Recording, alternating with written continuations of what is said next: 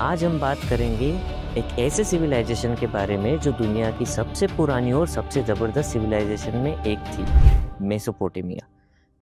Mesopotamia जो कि present day Iraq और सीरिया के एरिया में था, ये वही जगह है जहाँ सबसे पहले हमने राइटिंग, सिटीज़ और गवर्नमेंट्स को देखा। ये इतनी इम्पोर्टेंट सिविलाइजेशन था, ये मॉडर्न डे दुनिया के लिए काफ़ी चीज़ें लेकर आया। तो चलिए हम एक्सप्लोर करते हैं मेसोपोटामिया की सिविलाइजेशन कैसे डेवलप हुई थी। सबसे पहले हम मेसोपोटामिया के लोकेशन के बारे में बात करते हैं। मेसोपोटामिया का मतलब होता है बिटवीन टू रिवर्स, क्योंकि एरिया टिग्रस और यूफ्रेटस रिवर्स के बीच में था। ये रिवर्स मेसोपोटामिया के लिए लाइफ गिविंग सोर्सेस थी। ये दोनों रिवर्स इस रीजन को फर्टाइल बनाती थी और इसीलिए यहाँ पे एग्रीकल्चर बहुत अच्छे से हो सकता था, जिसे हम फर्टाइल क्रिसेंट भी कहते हैं। एक ऐसी जगह थी जहाँ एग्रीकल्चर का इवोल्यूशन हुआ और हमें सबसे पहले फार्मिंग टेक्निक्स देखी। मेसोपोटामिया में सबसे पहले जो मेजर सेटलमेंट्स आए थे वो थे सुमेरियंस। ये लोग अराउंड 3500 बीसी के आसपास इस एरिया में सेटल हुए। सुमेरियंस ने अपना पहला सिटी स्टेट एस्टेब्लिश किया जिसे उरुक कहा गया।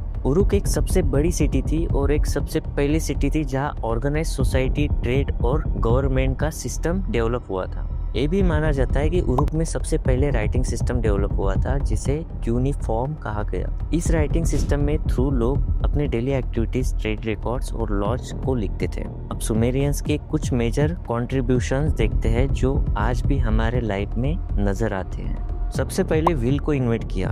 हाँ, वही व्हील जो आज हम हर चीज में यूज करते हैं। सुमेरियंस ने व्हील को पॉटरी, ट्रांसपोर्ट और फार्मिंग के लिए यूज किया। दूसरा, मैथमेटिक्स और एस्ट्रोनॉमी में सुमेरियंस काफी एडवांस थे।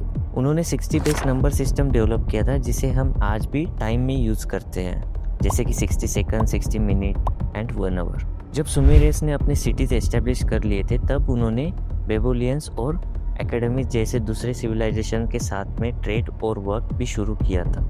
बेबीलोन के सबसे ज्यादा फेमस किंग थे हम्मुराबी। उसने अपना फेमस कोड ऑफ हम्मुराबी बनाया जो किसी भी सोसाइटी में ऑर्डर और जस्टिस मेंटेन करते। कोड ऑफ हम्मुराबी बहुत स्ट्रिक्ट रूल्स थे, जैसे कि आई फॉर एन आई, जो कि उस टाइम के लिए रेवोल्यूशनरी था।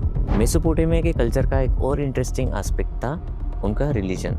यहाँ पे लोग अपने गॉड्स और गॉडेस को बहुत रिस्पेक्ट करते थे। मेसोपोटामियंस ने अपने गॉड्स के लिए जोरदार टेम्पल्स बनाए जिसे हम जिगुरुत कहते हैं। ये टेम्पल्स डेटिस के प्लीज करने के लिए बनाए जाते थे। उनके मेन गॉड्स में Anu sky god, Enlil air god और Inanna love and war gods शामिल थे।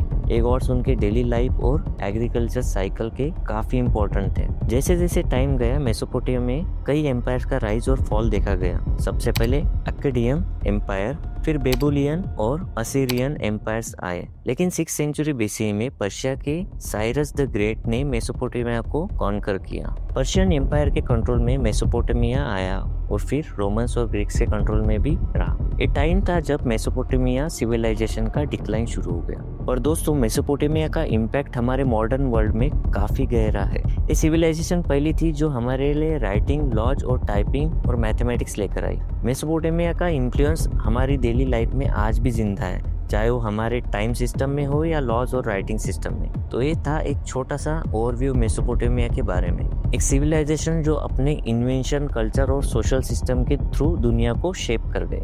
अगर आपको वीडियो पसंद आई तो प्लीज़ लाइक, शेयर और कमेंट करना ना भूलें। मिलते हैं अगले वीडियो में और हिस्ट्री के और इंटरेस्टिंग फैक्ट के साथ। बाय।